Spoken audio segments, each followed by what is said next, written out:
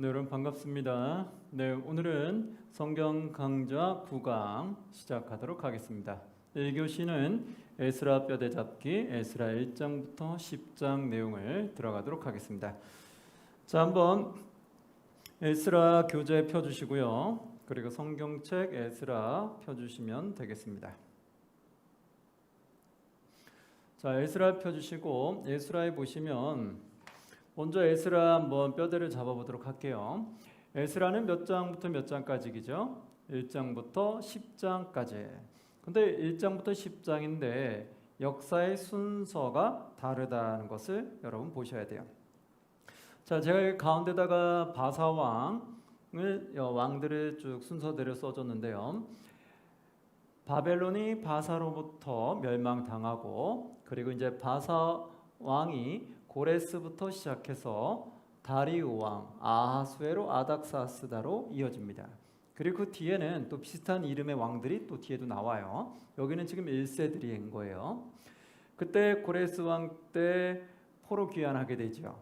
그런데 지금 에스라의 배경을 보면 이 고레스 왕 때 포로 귀환하는 내용들이 나오고, 그리고 다리우 왕 때 또 내용이 나오게 됩니다. 자, 그러면 뭐냐면 에스라 1장부터 10장을 한번 형광색 하나 잡으시고요. 뼈대를 한번 잡으면 1장부터 6장까지를 박스를 쳐주세요. 1장부터 6장까지를 박스로 쳐주시고요.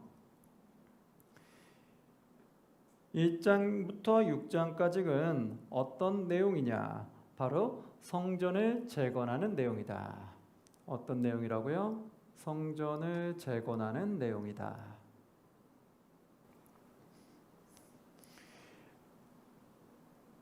그리고 이때 우리가 알아야 될 거는 성전 재건할 때 왕이 누구로 나오느냐면은 고레스와 다리오.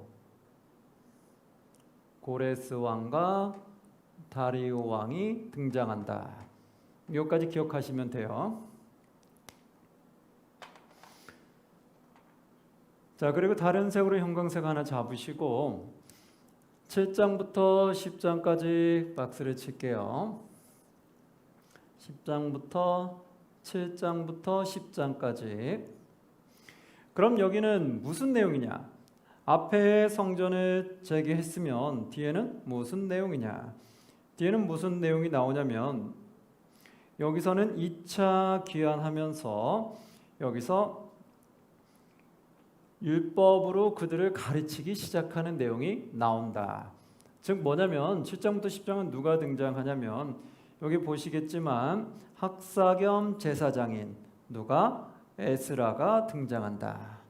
바로 여기서 에스라가 등장해요. 그런데 이때 누구 왕 때냐? 그걸 아셔야 되겠죠. 이때가 아닥사스다다. 아닥사스다. 이때는 아닥사스다 왕 때 이루어지는 사건이다. 이렇게 반으로 나누면 되겠어요. 1장부터 6장은 성전 재건하는 내용이고 누구 왕 때 이루어진다고요? 고레스와 다리우 왕. 그리고 7장부터 10장은 에스라가 등장하면서 누구 왕 때 있다고요? 아닥사스다. 그 왕 때 이루어지는 사건이다. 그러면 이렇게 구분을 하면 되겠고요. 여기서 만약에 에스라가 등장하는 장은 몇 장부터입니까? 라고 혹시 물어보면 여러분 뭐라고 말해야 될까요? 1장부터라고 얘기해야 될까요? 7장부터라고 얘기해야 될까요? 예, 우리는 뼈대를 보면 알 수 있죠. 에스라가 등장하는 건 에스라 7장부터 나오기 시작한다. 그 정도는 여러분 기억하시면 되겠어요. 7장부터 등장한다. 그럼 1장부터 6장은 그러면 무슨 내용이냐? 그러면 성전 재건한 내용에 그럼 에스라가 없다라면 누가 등장하는 거냐? 그걸 생각하고 성경을 읽으시면 좀 잡을 수 있겠죠. 자, 그러면 에스라는 7장부터 등장하기 때문에 1장부터 6장은 대체 그럼 누가 중심적으로 등장하느냐를 한번 보도록 할게요. 한번 보시면 교재 1장 보시고요. 1장에 보면은 형광색 하나 잡으시고 1장에 누가 등장해요? 고레스 원년이 등장한다. 고레스 원년을 색을 입혀주세요. 그리고 3장에 고레스 2년이라는 것을 색을 입혀주고요. 같은 색으로 고레스 1년, 고레스 2년 잡아주시고 그 다음에 5장, 6장 보시면 네모난 박스 안에 장제목 박스 안에 다리오 2년, 6년 있죠. 다른 형광색으로 다리오 2년, 다리오 6년을 색을 입혀주세요. 그러면 에스라 때 1장부터 6장은 이렇게 고레스 왕 때와 다리오 왕 때 사건이 진행되는구나 라는 게 금방 눈에 들어오겠죠. 자, 그러면 이제 1장 보면서 고레스 원년 1장 때는 대체 그럼 무슨 내용이 나오느냐? 이때 바로 1차 기한하게 되는데 고레스 원년 때 여기가 몇 차 기한이라고요? 여기가 1차 기한이 나온다. 1차로 기한해요. 자, 그러면 에스라 때는 이게 몇 차 기한이냐?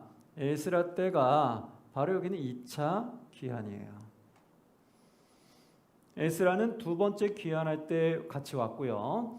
1차 기한 때는 다른 사람이 왔어요. 그래서 한번 볼게요. 그럼 1차 때는 누가 왔느냐? 성경책 한번 보도록 할게요.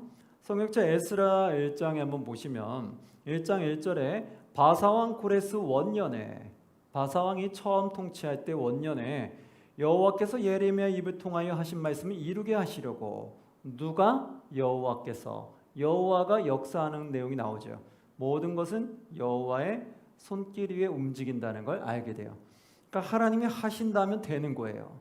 여기서도 여호와 하나님이 드디어 이제 바사왕 고레스의 마음에 감동을 줘요. 왜요? 예레미야 선지자를 통해서 말씀했던 70년 이후에 다시 기한시키겠다는 뜻을 이루기 위해서. 그래서 예레미야 입을 통하여 하신 말씀을 이루게 하시려고 바사왕 고레스의 마음을 감동시킴에, 그렇죠? 바사왕 고레스의 마음을 감동시켜요. 그래서 그가 온 나라에 공포하고 주소 내려 이르되 바사왕 고레스는 말하노니 하늘의 하나님 여호와께서 세상 모든 나라를 내게 주셨고 나에게 명령하사 유다 예루살렘의 성전을 건축하라 하셨나니. 이 고레스 왕이 선포하는 거예요. 하나님께서 성전을 지으라고 나에게 명령했다는 거예요. 그렇게 선포하랬다는 거예요. 그래서 이제 어떡하냐? 3절에 보니까 이스라엘의 하나님은 참신이라 너희 중에 그의 백성된 자는 다 유다 예루살렘으로 올라가서 이스라엘의 하나님 여호와의 성전을 건축하라 이렇게 말하는 거예요. 이스라엘 너희 사람들은 유대 땅으로 가서 거기서 여호와의 성전을 건축하라. 그러면서 4절에 그 남아있는 백성이 어느 곳에 머물러 살든지 그곳 사람들이 마땅히 은과 금과 그 밖에 물건과 짐승으로 도와주고 그 외에도 예루살렘에 세울 하나님의 성전을 위하여 예물을 기쁘게 드릴지니라 하였더라. 그들이 살고 있는 곳에서 사람들에게 수많은 은과 금, 그 외에 필요한 모든 물자를 가지고 가라는 거예요. 다 모든 걸 지원해 주겠다는 거예요. 그러니까 이게 얼마나 놀라운 일입니까? 인간이 생각할 수 없는 일이 일어났죠. 바로 이와 같다는 거예요. 하나님이 하시는 일은 인간이 생각할 수 없는 일이 일어난다. 이걸 알면 우리는 누구를 더 붙잡아야 돼요? 하나님을 더 붙잡아야 되는 거지요. 왜요? 하나님은 인간이 할 수 없는 능력을 행하시잖아요.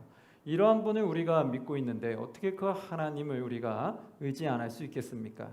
바로 그 하나님이 결국 이 고레스 왕의 마음을 감동시켜서 그들을 보내게 하죠. 그리고 필요한 모든 물자를 다 가져가게끔 합니다. 그래서 그들이 이동하게 되는데 2절에 보니까 이렇게 나와요. 2장 1, 2절에 옛적에 바벨론 왕 느부갓네살에게 사로잡혀 바벨론으로 갔던 자들의 자손들 중에서 노임을 받고 예루살렘과 유다도로 돌아와 각기 각자의 성읍으로 돌아간 자 곧 스룹바벨과 예수아와 느헤미야와 스라야와 레엘야와 모르드게와 빌산과 미스발과 그리고 비그웨와 르흠과 바나 등과 함께 나온 이스라엘 백성의 명수가 이러하니라. 이제 처음으로 1차 기한하는 사람들의 명단이 2장에 쭉 나오는 거예요. 1장에는 어떻게 해서 1차 기한했는지 그 내용이 나오고 2차에는 이제 1차 기한한 사람 누군지 쭉 설명해 줘요. 2절에 보니까 우리가 많이 아는 이름들 나오잖아요. 수룹바벨, 그리고 예수아, 그리고 느헤미야. 여기서 스룹바벨은 나중에 넘어와서 총독 역할을 해요. 총감독을 하고, 그리고 예수아는 제사장의 후계로서 예수아는 제사장 역할을 해요. 그리고 느헤미야는 여기 성경에 나오는 느헤미야가 아니라 또 다른 느헤미야예요. 그래서 에스라 뒤에 느헤미야가 나오잖아요. 그 느헤미야가 아니에요. 동명이인이라는 거. 그 다음에 또 2절 뒤에 보니까 모르드게가 나오잖아요. 이 모르드게도 뒤에 나오는 에스더에 나오는 모르드게가 아니에요. 여기는 동명이인이다. 그래서 이 느헤미야와 모르드게는 혼동하지 않으시면 됩니다. 그들의 명수가 어떻게 되는지 쭉 설명을 해서 한번 쭉 읽어보시면 돼요. 그래서 1차 귀환한 명단들이 이렇게 되는구나 라고 해서 나중에 64절, 65절에 보면 총 합계가 나와요. 온 회중의 합계가 42,360명이다. 그러죠? 그리고 65절 그 외에 남종과 여종이 7,337명이요. 노래하는 남녀가 200명이요. 하면서 쭉 기록이 되어 있습니다. 한번 참고하시면 되고요.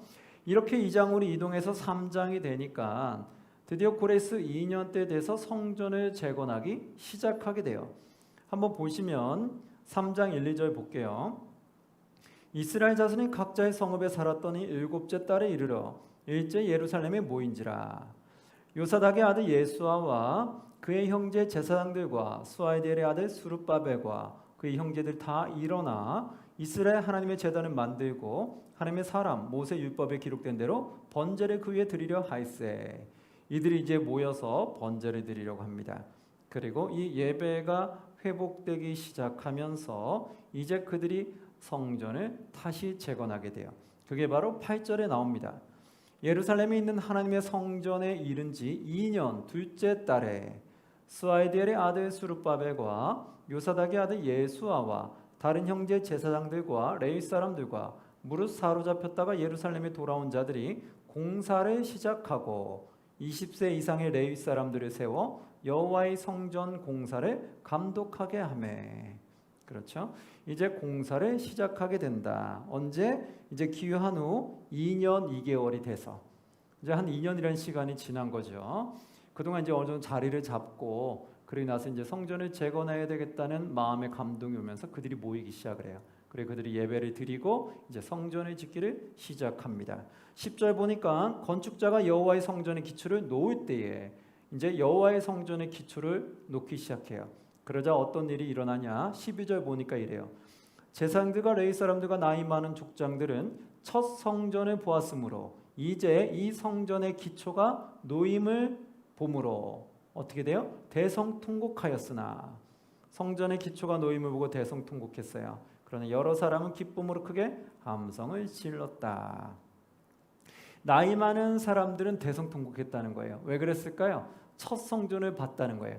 처음에 성전 지었던 거, 솔로몬 때 지었던 성전을 봤는데 그게 다 무너진 상태에서 다시 기초를 넣는 걸 보니까 그때 옛 모습이 생각이 나면서 대성통곡을 한 거예요. 그렇게 멋졌던 하나님의 성전이 이렇게 허물어져서 다시 지어지기 시작하는구나. 그래서 옛날 그게 생각이 나니까 대성통곡을 하게 되는 거죠. 그러나 그걸 잘 모르는 후손들은, 다음 세대들은 일단 환호성을 질렀어요. 기쁨의 환호성을. 왜 그랬을까요? 그들은 옛날 그걸 못 봤어요. 그러니까 지금 새로 짓고 있는 그것이 본인들한테 너무 기쁜 거예요. 그러니까 이게 교차가 일어나죠. 나이 든 어른들은, 옛날에 성전을 봤던 사람들은 그게 생각나면서 슬피 울고, 처음 짓는 걸 보는 다음 세대들은 이 짓는 걸 보면서 기뻐하고, 이렇게 서로 마음에 여러 가지 교차하는 내용들이 있었다. 4장으로 넘어가면서 그런데 이 성전을 짓는 데 있어서 이게 평탄하지 않았어요. 여러분, 우리가 신앙생활 할 때 누가 그런 말 많이 하잖아요. 우리가 신앙생활 열심히 하려고 하면 사탄이 방해한다. 그런 말 많이 들어보셨죠. 우리가 뭔가 열심히 하려고 하면 뭔가 안 좋은 일이 터지거나 뭔가 시간이 안 되거나 처음 뭔가 하나님을 믿어서 주일을 지키려고 하다 보면 주일날 꼭 자꾸 일이 생기는 거예요. 그래서 뭔가 이렇게 좀 하나님 믿을만 하면 자꾸 사탄이 방해를 하죠. 그럼 여기서도 하나님의 성전을 다시 지을 때 방해가 있었을까요? 없었을까요? 우리는 이제 알 수 있어요. 사탄은요, 결코 우리가 순탄하게 신앙생활하도록 두지 않습니다. 방해가 나온다는 거예요. 그래서 여러분 우리가 신앙생활 할 때 늘 조심하셔야 돼요. 내가 뭔가 열심히 하려고 하면 그때부터 사탄의 방해가 들어온다. 꼭 기억하셔서 영적으로 무장하셔서 그걸 꼭 이겨내셔야 돼요. 이겨내야지만이 우리가 신앙이 다시 성장할 수 있게 되는 거예요. 여기서도 성전의 기초를 놓으면서 이제 뭔가 잘 되겠다 싶었는데 바로 문제가 터져요. 4장으로 넘어가면 이렇게 나와요. 4장 1, 2절에 한번 보시면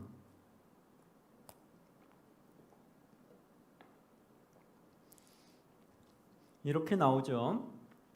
사로잡혔던 자들의 자손이 이스라엘의 하나님 여호와의 성전을 건축한다 함을 유다와 베냐민의 누가 들었어요? 대적이 듣고. 이걸 대적이 들은 거예요. 그건 뭐예요? 지금 그 땅에 그 지역에 사는 이방인들이 있는 거예요.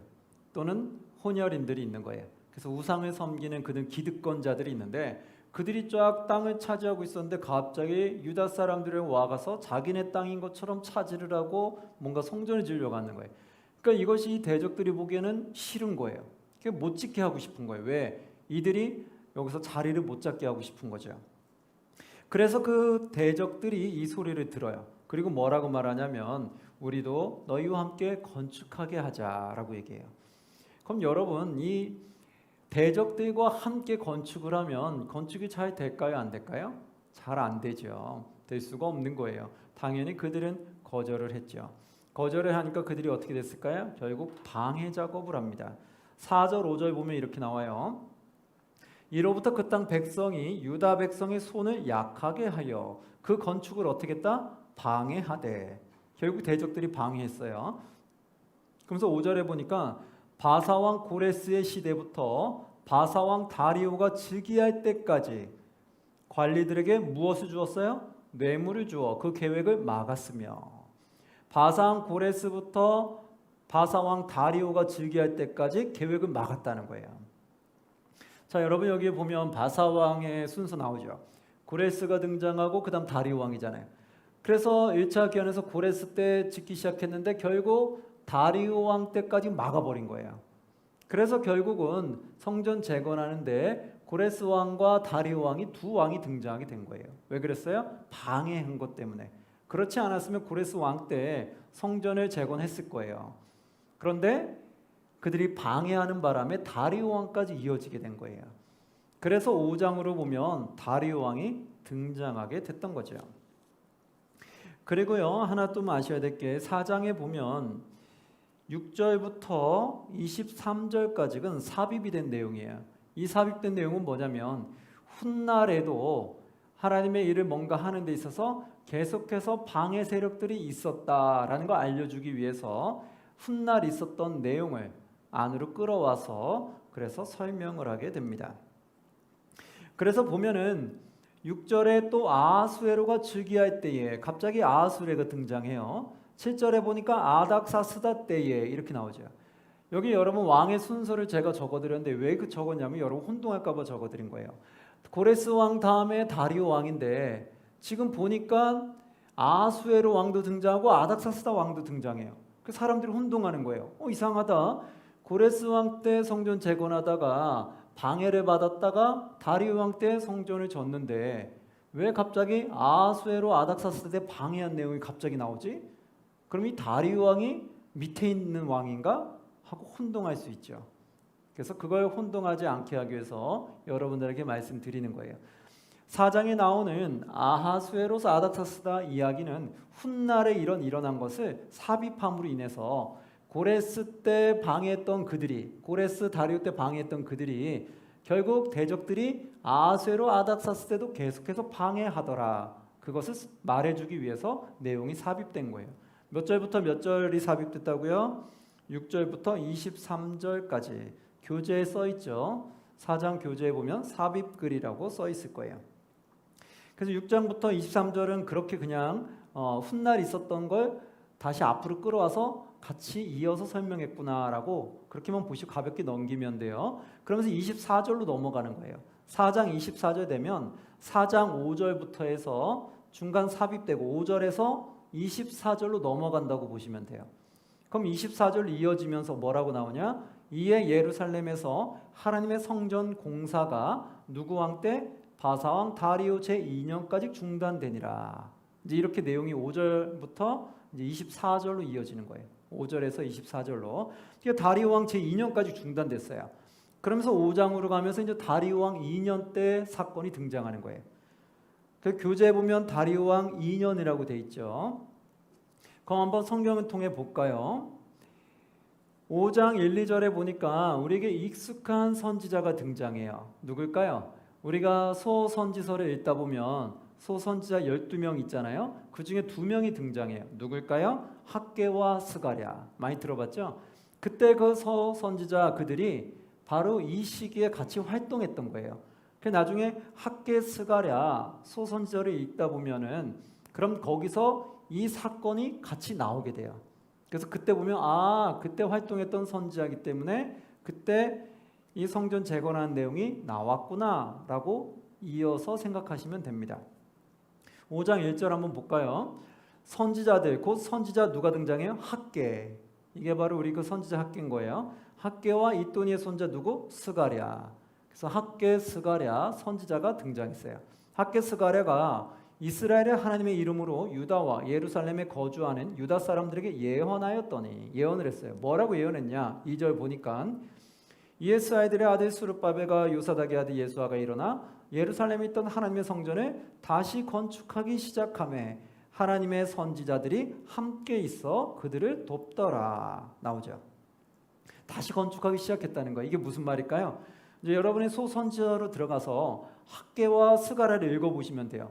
그럼 학개와 스가랴를 읽어보면 뭐라고 되어 있냐면 너희는 어떻게 이 성전을 짓지 않고 이렇게 가만히 있을 수 있냐? 성전을 다시 지어야 된다라고 그들이 선포를 하죠. 그래서 이 학개 스가랴의 예언을 듣고 그들이 다시 힘을 내서 공사가 멈췄던 것이 다리오 왕 2년 때 이 학개 스가랴의 선포와 권면을 통해서 다시 시작하게 됐던 거예요. 나중에 소선지서 학개 스가랴 읽으면 그렇게 힘을 북돋는 말이 나오게 돼요. 왜 가만히 있냐? 빨리 성전 안 짓고 뭐 하느냐? 이렇게 이제 그들에게 약간 책망조로 말했던 그 내용들이 나옵니다. 그래서 그 말을 듣고 이들이 다시 일어나서 성전을 짓기 시작했고, 그리고 이 선지자들이 돕게 됩니다. 그래서 결국은 이것이 다시 성전이 지어지게 되는 거예요. 그러면 이렇게 다시 성전을 재건할 때 대적들은 또 가만히 있었을까요? 아니죠. 또 반대합니다. 6절에 한번 보면 반대하는 자들이 나와요. 유브라데 강 건너편 총독 다뜨네와 스달 보스네와 그들의 동관인 유브라데 강 건너편 아바삭 사람이 다리오 왕에게 올린 글의 초보는 이러하니라. 다리오 왕에게 또 글을 올렸어요. 뭐예요? 방해하는 글을 올렸던 거예요. 앞전에도 대적들이 방해를 하는데 여러분 어떤 식으로 방해한다고 돼 있어요? 앞에 보면은 4장 5절에 뭐를 주면서 계획을 막았다고 해요? 뇌물을 주면서 막았다. 여러분 이 사탄들이 제일 잘 쓰는 게 바로 이런 거예요. 뇌물. 떳떳하지 않은, 정직하지 않은 뒷돈들이 도는 거죠. 이 뇌물 때문에 결국은 사람들의 마음을 버리는 거예요. 그래서 성경에 보면 뭐라고 말하냐면 뇌물을 받지 말라라고 나와요. 뇌물을 받으면 어떻게 된다? 너희의 눈이 어두워진다라고 나와요. 그래서 재판을 굽게 한다는 거예요. 그래서 뇌물을 받지 말라고 해요. 그래서 하나님의 사람들은 뇌물을 안 받으려고 노력하셔야 돼요. 그 뇌물을 받다 보면 아닌 걸 아니라고 말하지 못할 때가 있고, 그리고 옳은 걸 옳다고 말할 수 없을 수가 있다라는 거예요. 그래서 뇌물을 받지 말라. 세상 사람들도 뇌물을 많이 받으면 결국은 이렇게 뜻을 왜곡되게 할 수가 있다라는 거. 그래서 사탄, 악한 사람들이 잘 쓰는 건 뭐다? 바로 뇌물이다. 뭔가 주는 게 없으면 그들이 왜 안 좋은 일을 그들이 돕겠어요? 그렇죠. 안 좋은 일을 돕기 위해서는 뭔가 그들에게 유익한 게 들어와야 되잖아요. 그게 뭐예요? 지금처럼 물질 만능주의 시대에는 바로 물질인 거예요. 물질 또는 권력 또는 명예, 바로 이런 것들로 유혹을 해서 그들을 악으로 끌어들이죠. 결국 여기서도 어떻게 됐어요? 또 그들은 방해를 합니다. 그래서 다리오 왕이 결국은 그것을 옛 조서를 찾게 돼요. 대체 이들이 이렇게 짓게 된 이유가 뭘까? 그러면서 찾다 보니까 6장으로 넘어가면서 다리 왕이 이거를 두루마리 하나를 발견해요. 6장 1, 2절 보면 이에 다리오 왕이 조서를 내려 문서 창고 곧 바벨론의 보물을 쌓아둔 보물 전각에서 조사하게 하여 메대도 앙메다 궁성에서 한 두루마리를 찾았으니 앙메다 궁성에서 한 두루마리를 찾았어요. 근데 거기에 기록되어 있는데 뭐라고 기록됐느냐? 3절에 보니까 고레스 왕 원년에 조서를 내려 이르기를 예루살렘에 있는 하나님의 성전에 대하여 이르노니 이 성전 곧 제사 드리는 처소를 건축하되 지대를 견고히 쌓고 그 성전의 높이는 60규빗 너비도 60규빗으로 하고 큰 돌 3켜에 새 나무 1켜를 놓으라. 그 경비는 다 어디에서 낸다? 왕실에서 내리라. 바로 고레스 왕 원년 때 이렇게 성전 지으라고 했다는 이 글을 찾아낸 거예요. 그리고 나서 모든 경비는 또 왕실에서 내겠다는 거예요. 그러니까 5절에 이렇게 나오죠. 또 느부갓네살이 예루살렘 성전에서 탈취하여 바벨론으로 옮겼던 하나님의 성전 그 금, 은 그릇들을 돌려보내어 예루살렘 성전에 가져다가 하나님의 성전 안 각기 제자리에 둘지니라 하였더라. 결국 예루살렘에서 빼앗아 왔던 하나님의 성전에 있었던 금은 그릇 그것도 다 돌려주라겠다는 거예요.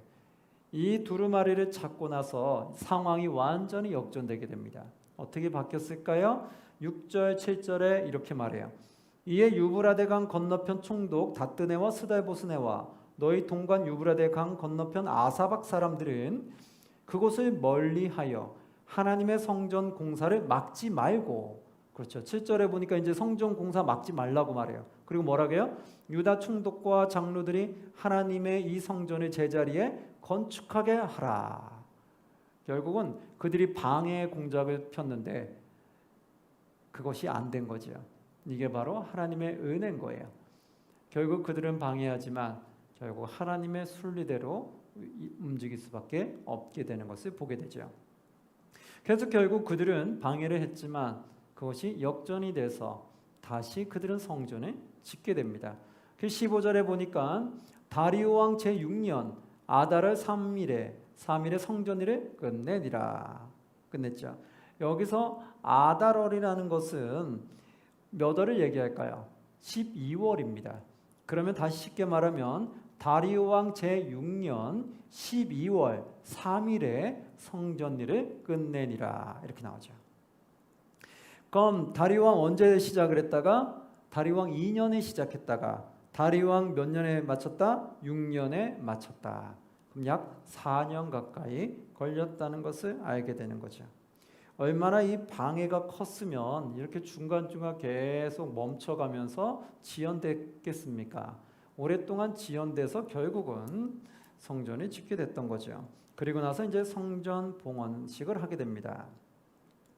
자, 이렇게 해서 이제 성전을 짓는데 누구 중심으로 하게 되냐면 이 수르바벨 총독과 예수아라는 대제사장을 중심으로 하게 되고 선지자 2명이 도와줬어요. 누가 등장했어요? 학개와 스가랴.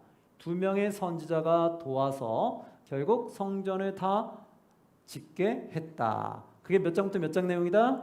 1장부터 6장 내용이다. 이제 알겠죠? 그럼 이제 7장부터 2차 포로 귀환하면서 누가 등장한다고요?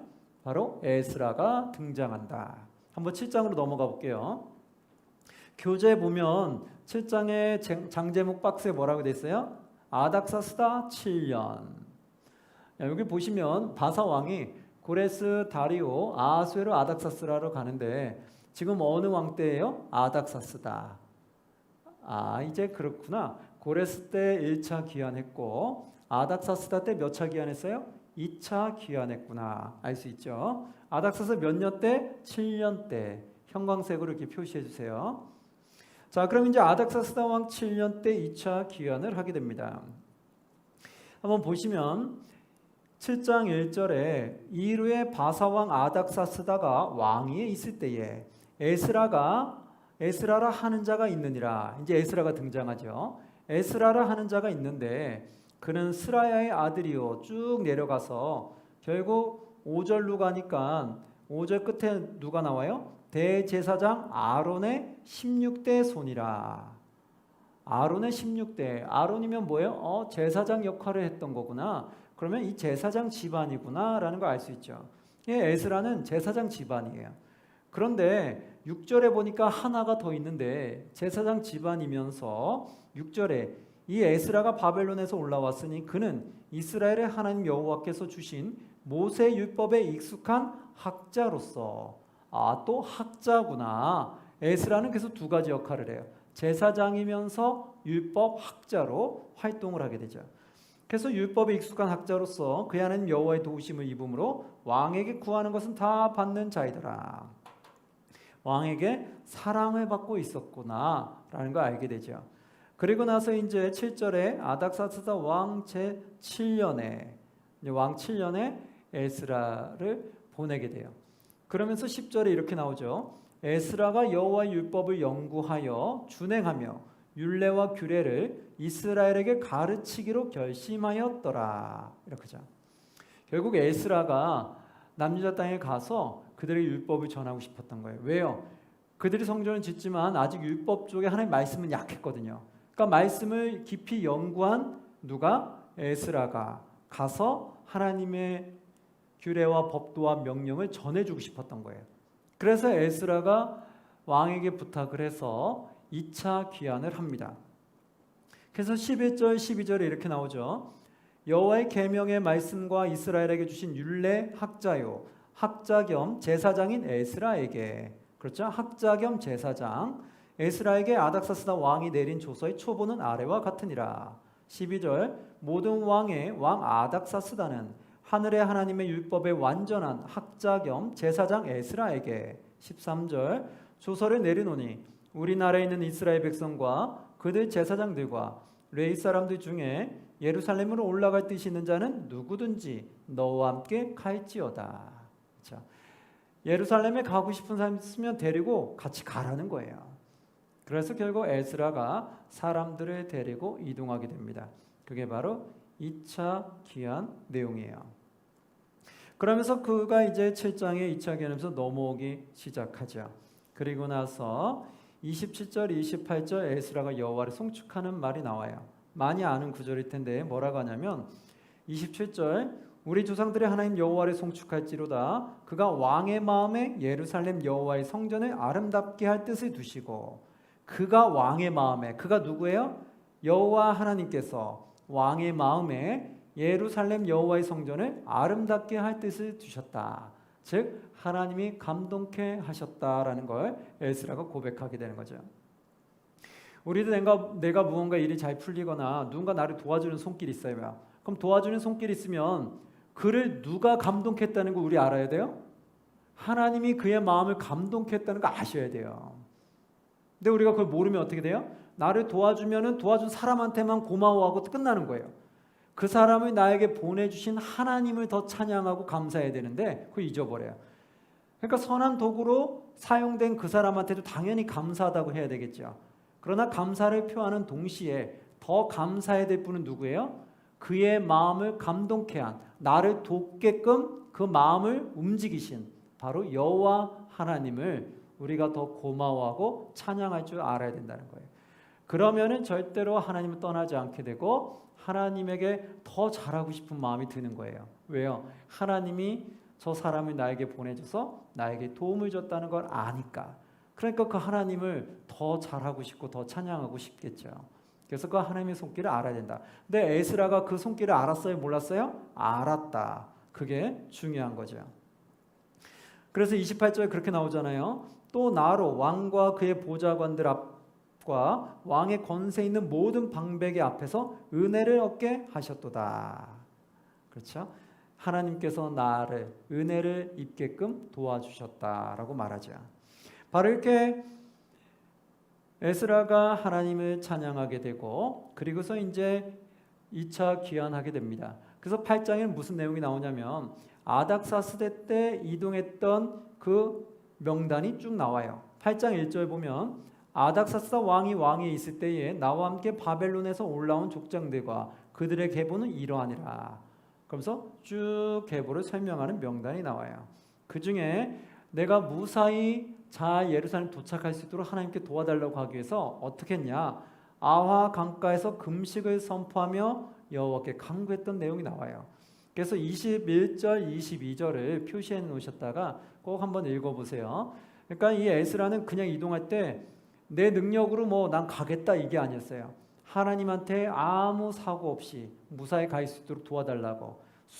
가면서 수많은 대적들이 있을 테고 또 여러 강도들도 있을 수 있잖아요.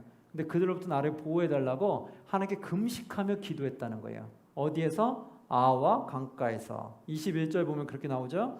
그때 내가 아와 강가에서 금식을 선포하고 우리 하나님 앞에서 스스로 겸비하여 우리와 우리 어린 아이와 모든 소유를 위하여 평탄한 길을 그에게 간구하였으니, 그렇죠?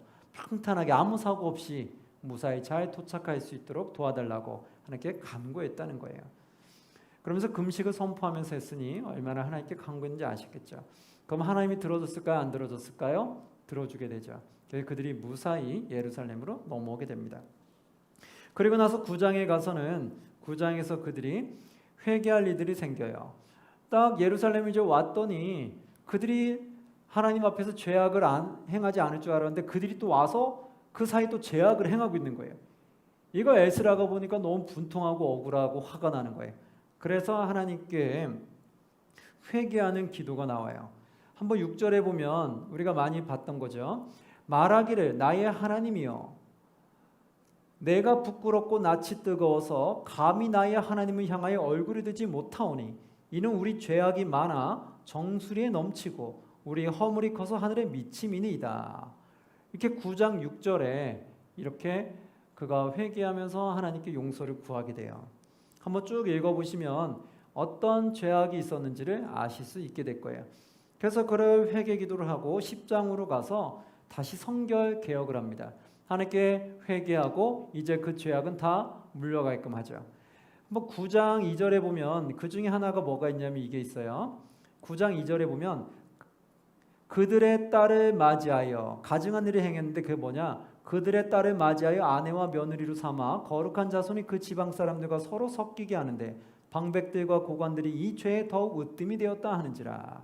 즉 이방인들 우상을 섬기는 자들과 혼혈이 되어버리기 시작했다는 거예요.